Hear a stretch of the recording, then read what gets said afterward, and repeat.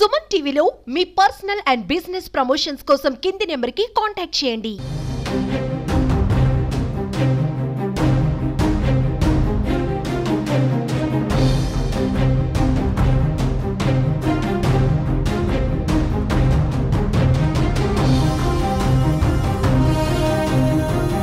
Suman TV దేశంలో మహిళలపై అలాగే చిన్నారులపై జరుగుతున్న అక్రయిత్యాలు అఘాయిత్యాలు దాడులను ఖండిస్తూ విజయనగరం జిల్లాలో వివిధ రంగాలకి సంబంధించిన ప్రజా నాయకులు మహిళలందరూ కూడా పెద్ద ఎత్తున మహిళా గర్జన పేరిట ఇక్కడ నిరసన కార్యక్రమాన్ని చేపట్టారు.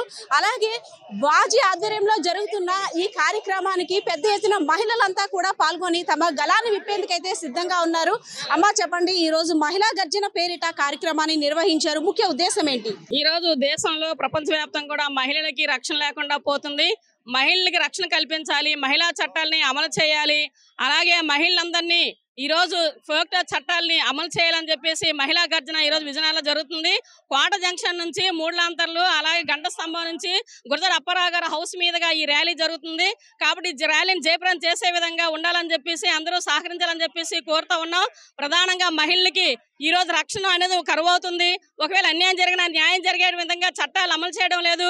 అలాగే డ్రగ్స్, గంజాయి, అలాగే మత్తు పానీయాలు, ఈ రోజు మద్యం విచ్చలవిడిగా ఉండడం వల్ల యువత పక్కదారి పట్టుతుంది. కాబట్టి ఇవన్నీ నిషేధించాలి, అశ్లీల చిత్రాలు నిషేధించాలి, మహిళలకు రక్షణ కల్పించే విధంగా ఉండాలని చెప్పేసి ఒక చైతన్యవంతమైన కార్యక్రమం ఈరోజు చేస్తాం. దీన్ని జయప్రదం చేయాలని చెప్పేసి అందరినీ కోరుతున్నామండి. చెప్పండి, యాజ్ ఏ డాక్టర్ గా చాలా మంది పేషెంట్ ని ట్రీట్ చేస్తూ ఉంటారు. సో ఇలాంటి అంటే అఘాయిత్యాలకి దాడులకి కారణం యాజ్ ఏ హ్యూమన్ సైకాలజీ ప్రకారం అంటే ఎవరిలో తప్పు అంటారు? యాజ్ అంటే విక్టిమ్ దా లేదంటే ఏంటి? ఒక్కొక్కరు ఒక రకంగా అంటుంటారు. యాజ్ ఏ డాక్టర్ గా మీ సజెషన్. అసలు ఆడపిల్లలకి రక్షణ అన్నది తల్లి గర్భం నుంచి ప్రారంభమవ్వాలి. ఎందుకంటే ఫిమేల్ ఫీటిసైడ్ చాలా దారుణంగా ఉన్నది. తల్లి గర్భంలో స్కాన్లో కానీ ఆడపిల్లకి తెలియదని అంటే భూమి మీద రావడానికి ముందే వాళ్ళని అబార్ట్ చేసేస్తున్నారు. ఒక ఏదో కష్టపడి పిల్లలు కంటే 5 సంవత్సరాల లోపున ఆడపిల్లల మరణాలు మగపిల్లలతో కంపేర్ చేస్తే ఎక్కువ ఉంటుంది. So even treatment point of వ్యూలో కూడా ఆడపిల్లలకి ఎక్కువ శాతం అన్యాయం కూడా జరుగుతుంటుంది. మేము ప్రత్యక్షంగా చూస్తుంటాం కాబట్టి. అలాగే అడోల్సెంట్ గర్ల్ చైల్డ్ ఇప్పుడున్న ఆడపిల్లల్లో చాలా వరకు ఏమవుతుందంటే ఎప్పుడైతే మొబైల్ వాళ్ళకి అందుబాటులోకి రావడంతో తెలియకున్న వయసులోనే కొన్ని అశ్లీలమైన చిత్రాలు కానీ సెక్స్టింగ్ కానీ ఇలాంటి పోర్నోగ్రఫీ ఇలాంటి అన్నిటికీ గురవడం మూలంగా ఈవెన్ ఆడపిల్లల్లో కూడా ఈ మధ్య డ్రగ్ అబ్యూస్ పెరిగిందన్నది నేను స్వయంగా వెళ్ళి చూశాను. నేను ఆల్రెడీ హాస్పిటల్లోకి వచ్చిన పేషెంట్లు కూడా నేను చూస్తూనే ఉన్నాను. సో ఈ విధంగా ఆడపిల్లల్ని మనం రక్షణ కల్పించాలంటే ముందు పేరెంట్స్ మారాలి. పేరెంట్స్ ఆడపిల్లల్ని గౌరవించడం మార్చాలి. మన ఇంట్లో ఏదైతే మగపిల్లలు పెరుగుతున్నారో వాళ్ళకి మనం మార్పును తీసుకురావాలి. ఆడపిల్లని ఎలా గౌరవించాలి, ఎలా చూసుకోవాలి సమాజంలో అన్నది చిన్నప్పటి నుంచి అలవాటు చేస్తే తప్ప ఈ మార్పును అంత సులువుగా సాధ్యం అవుతుందని అనుకోవట్లేదు. చెప్పండి, యాజ్ ఏ మహిళా నాయకురాలుగా ఐద్వా తరపున మీ గళాన్ని విప్పుతున్నారు. అంటే ఈ రోజుల్లో చూసుకున్నట్టయితే దాడి జరిగిందని చెప్పడానికి కూడా మాటలు బయటికి రాని అంటే చెప్పుకోలేని పరిస్థితి ఏర్పడుతుంది. సో ఈ చట్టాల్లో మార్పు రావాలంటే ఏం చేయాలి? నా పేరు రమణమ్మ, మహిళా గర్జన సభ్యురాలని, అలాగే ఐద్వా జిల్లా కార్యదర్శి. చట్టాల్లో మార్పు రావాలంటే సరైన పాలకులు పరిపాలించినప్పుడు చట్టాల్ని సక్రమంగా అమలు చేసేటప్పుడు మహిళలపై దాడులు దౌర్జన్యాలు తగ్గుతాయి.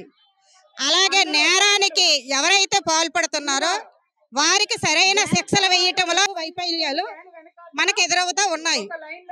ఈరోజు మనం ఒక మలాలానే చూసుకుందాం.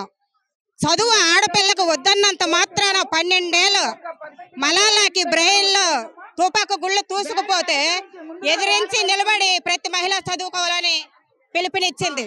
అదొక పోరు. ఈరోజు బిల్కిస్ బాను 11 మందితో పోరాటం చేసి బిల్కిస్ బాను విజయం సాధించింది.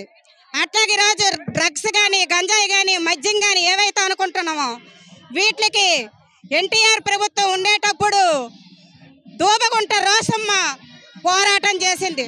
ప్రతి మహిళ కూడా హత్యలు అత్యాచారాలు ఎదుర్కోవాలంటే పని ప్రదేశాల్లో లైంగిక వేధింపుల కమిటీ వెయ్యాలి, అది ప్రభుత్వం చర్యలు తీసుకోవాలని చెప్పేసి మీడియా ద్వారాగా హెచ్చరిస్తూ ఉన్నాం.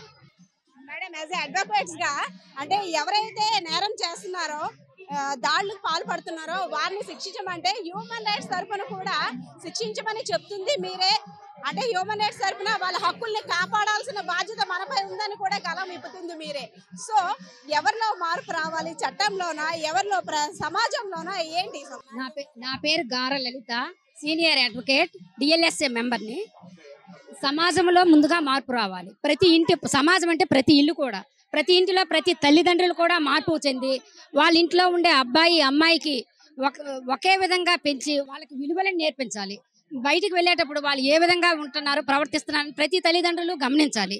వాళ్ళలో ఏమైనా ప్రతి తల్లిదండ్రులకి తెలుస్తుంది పిల్లల్లో ఏమైనా నేర ప్రవృత్తి ఉందా ఏమైనా అని. వాళ్ళు ఏం చేయాలి, హ్యూమన్ ఎథిక్స్ ద్వారా వాళ్ళపై కౌన్సిలింగ్లకు పంపించి వాళ్ళని ప్రభుత్వాలు కూడా కఠినమైన చట్టాలు తీసుకురావాలి. అవి సత్వరంగా అమలు జరిగేటట్టు చూస్తేనే మహిళలకు రక్షణ. చూస్తున్నారు కదా, వివిధ రంగాలకి చెందిన మహిళలు నాయకులు కూడా తమ గళాన్ని అయితే ఇక్కడ విప్పుతున్నారు. మహిళలపై అలాగే చిన్నారులపై జరుగుతున్న దాడులకు సంబంధించి చిన్నారులు కూడా తమ నృత్య ప్రదర్శన ద్వారా అవగాహన కల్పించేందుకు కూడా ఇక్కడ ప్రయత్నాలు చేస్తున్నారు. నేటి సమాజంలో అలాగే మానవ మృగాల్లో మార్పు తీసుకొచ్చేందుకు కఠినమైన చట్టాలు రావాలి.